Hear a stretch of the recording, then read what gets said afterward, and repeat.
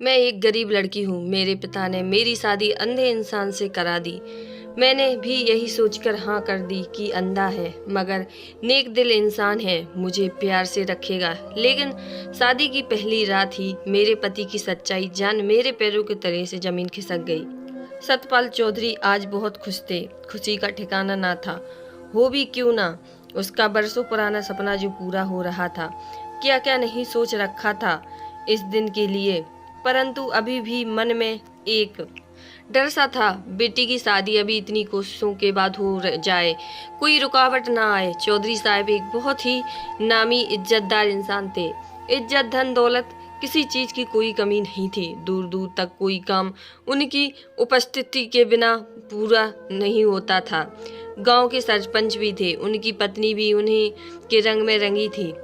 तिवारी समाज सेवा में लगा रहता था कि परिवार पर एक ही दाग था, वह था उनका बेटा अमित, जो कि जन्म से ही देख नहीं पाता था। चौधरी साहब ने हर मुमकिन कोशिश कर ली थी लेकिन इलाज कराने में, लेकिन भगवान के आगे कहाँ किसी की चलती है। 18 में हार मानकर उन लोगों ने नीति को स्वीकार कर लिया था। चौधरी साहब के महिला उद्यान जैसे कार्यों पूरा गांव खुश था, लेकिन कोई अपनी उनकी बेटी को देने के लिए तैयार ना था। इसी कारण अमित की माता पिता भी चिंता बढ़ती जा रही थी।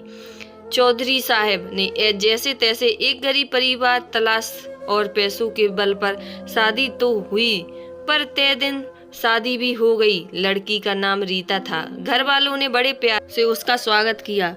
समय ऐसे ही बीतता रहा, सब अच्छा चल रहा था। एक दिन चौधरी साहब के घर पर खुशियों का आगमन हुआ। अमित बाप बनने वाला था। रीता की शादी कर लाने का उद्देश्य पूरा होता नजर आ रहा था। साथ ही उम्मीद की किरण भी जाग रही थी, क्योंकि वह तो अंधे बेटे की वजह से उम्मीद ही छोड़ चुके थे। लेकिन उनका प्रयास सफल हुआ। चारों तरफ घर में हर्ष उल्लास का माहौल था।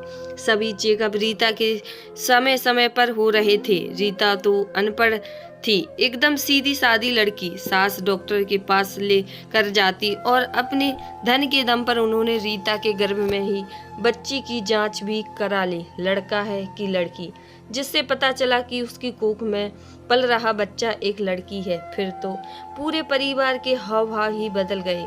चौधरी साहब ने बड़े प्यार से आकर कहा, रीता ने दुनिया में बहुत सारी बेटियां हैं मेरी, जिन्हें मैं रोज बेटी कहता हूँ। जिस परिवार में कोई बेटी नहीं चाहिए, यह मर्द का खानदान है। क्या हुआ अगर मेरा बेटा देख नहीं सकता? तुम तो देख सकती हो। बहू रानी आगे चलकर एक अंधे की बेटी से शादी कौन करेगा? उसी रात रीता की सास ने उससे बच्चा गिराने को कहा। अमित ने भी साफ शब्दों में माता पिता की बात को सहमति दी। यह सब सुनकर रीता से सहम गई। उस पर तो दुखों का पहाड़ टूट पड़ा। बेटा बेटी के फर्क के कारण एक माँ को अगर अपने बच्चे को पेट में ही मारना पड़े तो उस पर क्या बीतेगी। ऐसा ही हाल रीता का था। वह खुद को आज बहुत मजबूर महसूस कर रही थी। फिर अगले दिन सरिता को जबरदस्ती अस्पताल ले गई। डॉक्टर ने उन लोगों की पुरानी पहचान थी, लेकिन फिर भी उसने पूछ ही लिया, माताजी आप तो आशावादी विचारों वाली हैं, तो फिर लड़का लड़की में फर्क क्यों? बस चच्चा बच्चा हष्ट पुष्ट रहने चाहिए, बाकी लड़का हो या। रीता की सास तिल मिलाकर डॉक्टर को घूरने लगी। डॉक्टर ने अपने पैसे के लिए और कम कर दिया। रीता 2 दिन तक अस्पताल में लाचार बेबस सी पड़ी रही। वह अपने बच्चे को बचा ना सकी। वापस घर लौटती तो उसका दिमाग काम नहीं कर रहा था।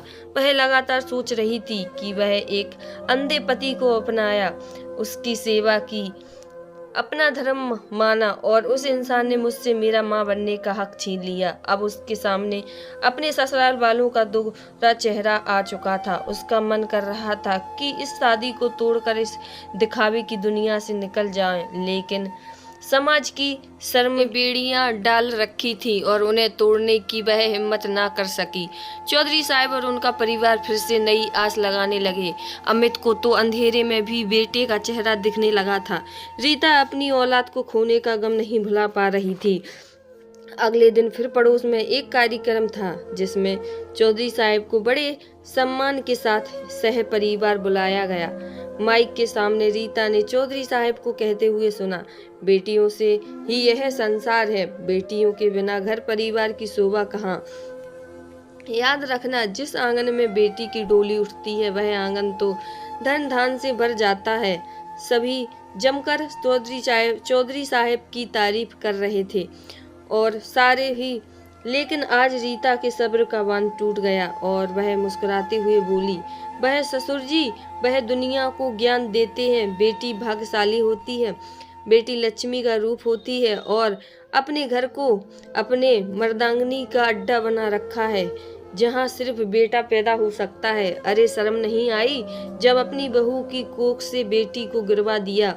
तुम्हारा बेटा आंख से ही नहीं दिमाग से भी अंधा है। अरे आपको इंतजार है ना अपने खानदान के वारिस का। आज इस समाज के सामने मैं बहिष्कार करती हूँ ऐसे रिश्तों का। ऐसे लोगों के साथ नहीं रह सकती जिन्होंने मेरी कोख सूनी कर दी।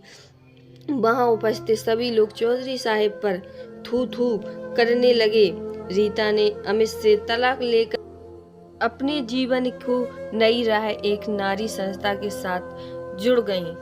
कहानी पसंद आए तो चैनल को लाइक शेयर सब्सक्राइब करना। हर हर महादेव।